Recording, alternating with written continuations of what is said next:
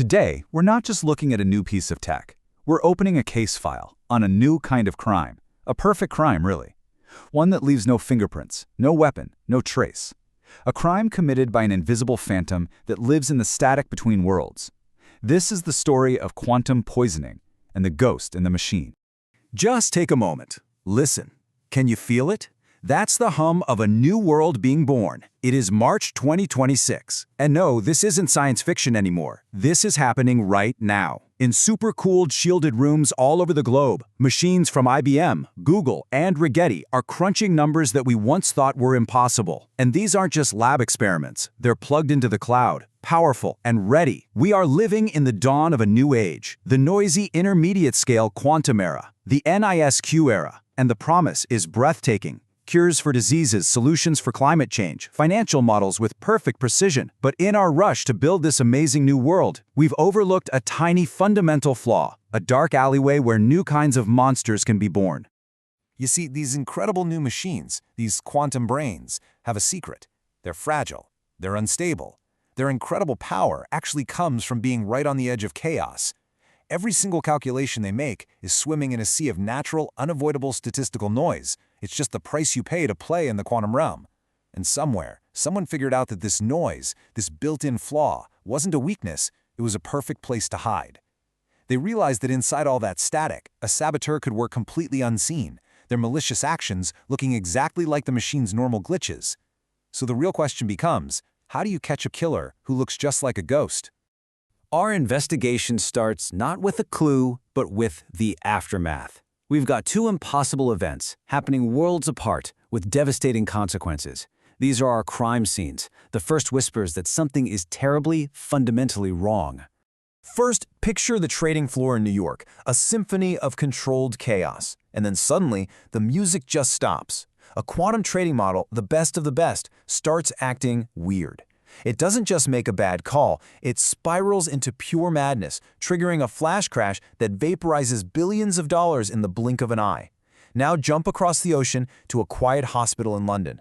A family is holding their breath, then letting out a sigh of relief. A loved one's biopsy was just analyzed by a quantum diagnostic AI, the most advanced medical tool on the planet. The doctor comes in smiling. The news is good. The machine has classified a dangerous tumor as completely benign, and it did so with total confidence. One event is a public financial disaster. The other, a private, silent tragedy that's about to unfold. So, the world's best digital detectives get on the case. They pull these systems apart, piece by piece, line by line of code. They're hunting for any sign of a digital break-in, malware, a network breach, a stolen password, anything. And after weeks of turning over every digital stone, they find absolutely nothing. Not a single trace. To every diagnostic, every security scan, the quantum processors are working perfectly. The errors are written off as statistical anomalies, unfortunate, rare, but totally possible glitches. They're ghosts, accidents, just the cost of working with cutting-edge tech. Case closed. Or so it seems. But buried deep inside some technical report, one investigator makes an observation. A single, chilling sentence that changes everything.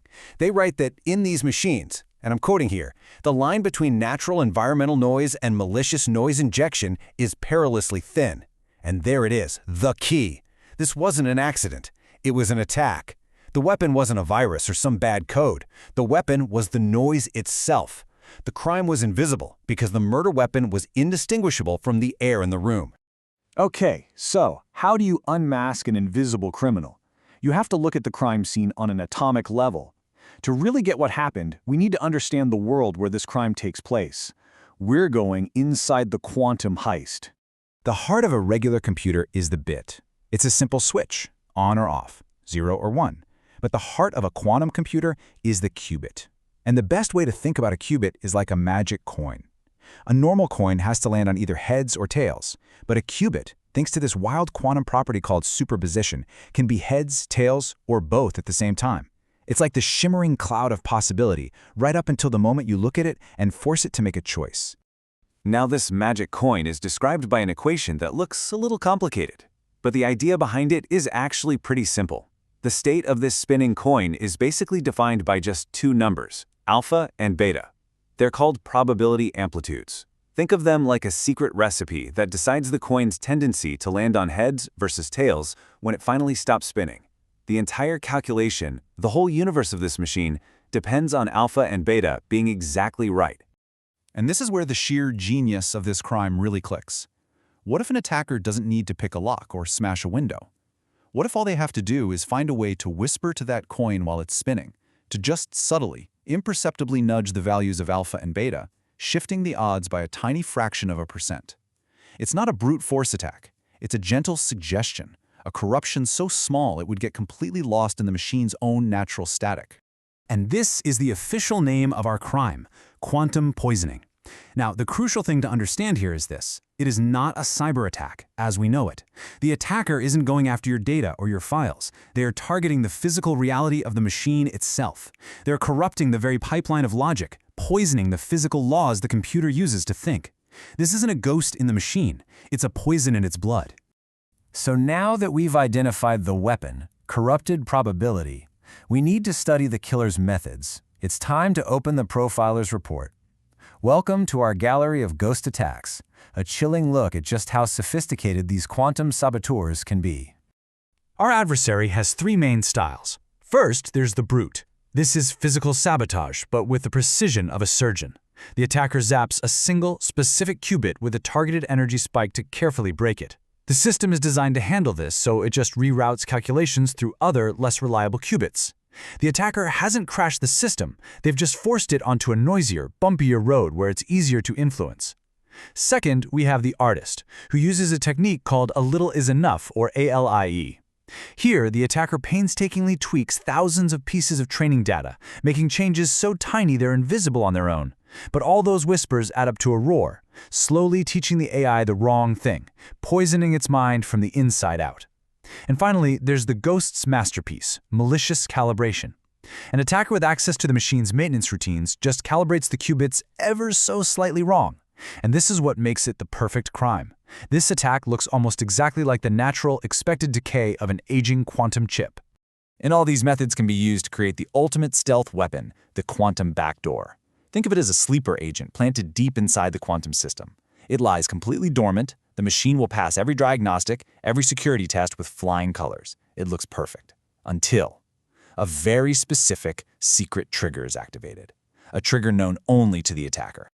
This table breaks down the three main types of these backdoors. The QTrojan is a physical mole, hiding right in the circuitry. It only wakes up when it sees a very specific quantum state pass through the system, like a secret handshake. QDoor is even sneakier. It hides the backdoor in the quantum compiler, which is the software that translates instructions for the system. It disguises its malicious code as a harmless little optimization. And then there's QColor, designed for AIs that can see. The trigger? A subtle, almost invisible shift in the color of an input image. Show it a million normal pictures, it works perfectly. Show it one with that secret color code, and the backdoor swings open, forcing the AI to betray its purpose. Okay, I know all of this technical detail can feel a bit abstract, but the consequences are devastatingly real, measured not in probabilities, but in ruined lives and broken trust. So let's go back to our two crime scenes. But this time, we're not stumbling around in the dark. This time, we know who the killer is. That Wall Street flash crash? It was no accident. It was a targeted hit on the market's stability. An adversary used quantum poisoning to subtly mess with the noise in the financial model's calculations. They didn't have to crack any security, they just whispered to the AI, polluting its version of reality. They created thousands of phantom trading opportunities, tiny, fake profit signals that were invisible to humans but were irresistible to the AI. It was tricked into a suicidal training frenzy. The attack didn't break the system, it gaslighted it. And the medical misdiagnosis? Well, that was the result of something even more psychologically terrifying. A vulnerability not in code, but in how we think. A flaw we call the paradox of certainty. We trust these complex machines because they seem so confident. They give us answers with probabilities attached. But what happens when the poison doesn't make the machine uncertain? What happens when it makes it pathologically certain of a lie? The poison diagnostic tool wasn't confused. It wasn't hedging its bets. It was absolutely, positively sure of its conclusion. It reported its finding to the doctor, to the family, with a confidence level of 99%. A 99% confidence level that a malignant tumor is benign. The poison didn't just make the machine wrong, it made the machine a confident liar. The very thing we built to measure trust became the ultimate weapon of deception. And that right there shows you the true human cost of these digital ghosts. It's not about the money, it's about the betrayal of the trust we're asked to place in our own creations. This all sounds pretty hopeless, doesn't it? An invisible crime, an undetectable weapon, a perfect liar. How can we possibly fight an enemy we can't even see? Well, the same brilliant minds that opened this Pandora's box are now forging the shields to defend it. The final act of our story isn't about the crime, but about the hunt for a cure. It's about the fight for a secure quantum future. One of the most promising new defenses is a system called BoBa. It's designed to be a guardian for systems where many users all contribute data to one AI. It works in two really clever steps. First, it doesn't just take the data, it gets to know the provider. It learns the unique digital fingerprint of each user's data, its normal quirks and rhythms. Then, when a user sends in new data, it doesn't just look at it by itself. It uses a technique called overlapping clustering to see how that data fits in with the rest of the group. It's basically a digital neighborhood watch. A single bad actor trying to poison the well will stick out like a sore thumb. Their bad data rejected because it just doesn't fit the trusted pattern of the community. But BoBa is just one tool in the toolbox. There's no single silver bullet here. Our only hope is a multi-layered defense. We'll need things like quantum key distribution, which uses the laws of physics to create unhackable communication channels. We'll need new detective tools like FLForensics, designed to do a digital autopsy after an attack to trace the poison back to its source. We'll even fight fire with fire, using something called quantum differential privacy, where we add our own good noise to data to hide it from attackers. And most importantly, we have to build a whole new foundation of trust with post-quantum cryptography, creating encryption so strong it can stand up to attacks from both quantum and classical computers. You know, the next generation of quantum computers will eventually get here, and they promise to get rid of all this natural noise. But that clarity is a double-edged sword. It will also give attackers even more precise, silent tools to craft their deceptions. And so we close this case file not with an easy answer, but with a haunting final question.